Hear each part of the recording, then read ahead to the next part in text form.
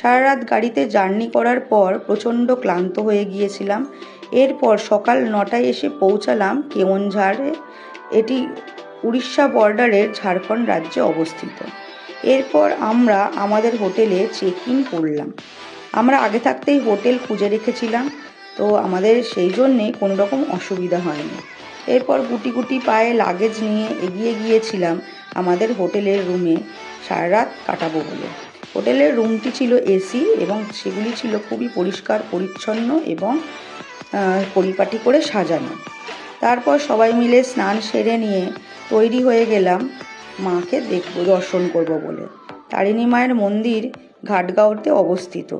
এখানে মাকে 5 টাকার বিনিময়ে নারকেল ভোগ দেওয়া হয় এবং তার সাথে মাটির ঘোড়া দেওয়ারও নিয়ম আছে। সেই জন্য আমরা একটি দোকানে চলে গেলাম এবং ডালা নিয়ে নিলাম। সেই ডালার মধ্যে বিভিন্ন রকম সামগ্রী ছিল। সেই সামগ্রীগুলি নিয়ে মাকে পুজো দিতে যেতে হয়। তো আমরাও আমাদের বাড়ির ফ্যামিলি অনুযায়ী প্রত্যেকে এক একটি ডালা সংগ্রহ করে নিলাম। আজকে আমরা চলে এসেছি মা তারিণীর মন্দিরে। তো মা তারিণীর মন্দির হচ্ছে কেওনঝাড়ে। তো এটা একটা অদ্ভুত জায়গা, পুরীতে যাওয়ার আগে এই জায়গাটা পড়ে। তো এখানে মাকে ঘোড়া প্রদান করা হয় আর তার সঙ্গে নারকেলের প্রসাদ দেওয়া হয়। তো আপনারা সবাই আসবেন মা ভবতারিণীর মন্দিরে। মা তারিণী মা খুব মানুষের ভালো করে। জয় মা, জয় মা। এপ্রিল মাসে এখানে সুন্দর পুজো দেওয়ার নিয়ম আছে। নবরাত্রি উপলক্ষে এখানে বিশেষ পূজা অর্চনা চলছে, সেই কারণে মন্দিরটিকে খুব সুন্দর করে ফুল দিয়ে সাজানো হয়েছে। তো আমরাও চলে এলাম মাকে পুজো দিতে, আমাদের মনস্কামনা যাতে পূর্ণ হয়ে যায় সেই জন্যে মায়ের কাছে এলাম বিশেষ পুজো নিবেদন করার উদ্দেশ্যে। এবার দোকানগুলি দেখুন কি সুন্দর করে সাজানো। এখানে দেখতে পাবেন নারকেলের লাড্ডু। নারকেলের লাড্ডুগুলি মায়ের পুজো দেওয়ার জন্য কেনা হয়েছিল, আর সঙ্গে নিয়েছিলাম কিছু তেল, যেগুলি মাকে নিবেদন করা হয়ে থাকে।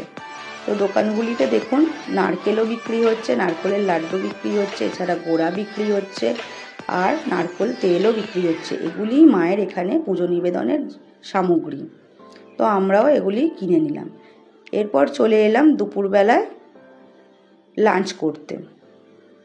আমাদের যে রুম নিয়েছিলাম সেই রুমেই ছিল লাঞ্চ করার ব্যবস্থা। আজকে আমাদের হোটেলে খাবার দাবার কি হয়েছে চলো আজকে দেখে খাবারের। আমাদের দুপুরের লাঞ্চের থালিতে ছিল ভাত, চিকেন কষা, পাঁপড়, ডাল এবং দইয়ের ঘোল। এরপর লাঞ্চ করে নিয়ে একটু রেস্ট নিয়ে বিকেলবেলা বেরিয়ে পড়লাম আবার চারপাশে একটু ঘুরে নিতে। এই সময় খুব সুন্দর লাগছিল মন্দিরের চারপাশটা। তারপর বাড়ি ফিরে এসে আবার আমরা ডিনার করলাম। ডিনারে ছিল মিক্সড রাইস আর পনির বাটার মশলা। আর যে ভাত খেতে চেয়েছে ভাত খেয়েছে, যে রুটি খেতে চেয়েছে রুটি খেয়েছে। তারপর রাত্রে ঘুমিয়ে পড়লাম এবং সকালবেলায় উঠে আবারও জার্নি শুরু করলাম। তো এরপর আমরা দেখতে গেলাম গুন্ডিচা ওয়াটারফল। এই এলাকাতে অনেক রকমের ওয়াটারফল আছে। তো আমরা চলে এসেছি আজকে গুন্ডিচা ওয়াটারফলে, কিন্তু এত গরমের জন্য গুন্ডিচা ওয়াটারফল থেকে একটুও জল পড়ছে না, জল সব শুকিয়ে গেছে। এই ওয়াটারফলের জল শুধুমাত্র বর্ষাকালেই দেখতে পাওয়া যায়। তো আমাদের কপাল খারাপ, এই সময় এসেছি, ওয়াটারফল শুকিয়ে গেছে, বাট কোনো ব্যাপার না, সৌন্দর্যটা খুবই সুন্দর এখানে। যদিও আমরা ওয়াটারফলে ওয়াটার দেখতে পেলাম না, কারণ গরমকালে নদী সব শুকিয়ে গেছে, কিন্তু এর সৌন্দর্য কিছু অংশে কম নয়।